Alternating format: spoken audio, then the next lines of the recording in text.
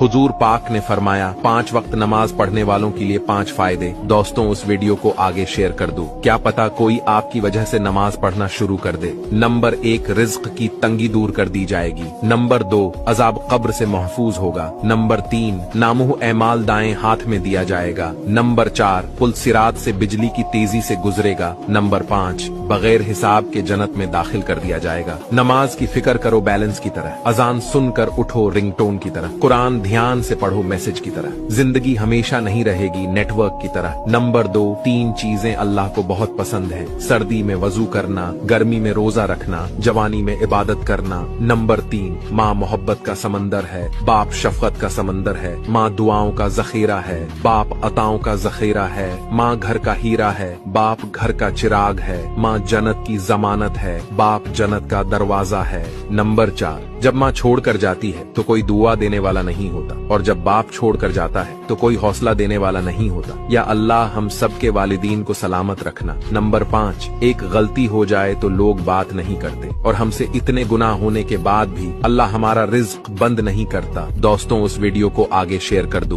क्या पता कोई आपकी वजह से नमाज पढ़ना शुरू कर दे। और मुझे फॉलो करके अपना दोस्त बना ले, हमेशा सही राह दिखाऊंगा।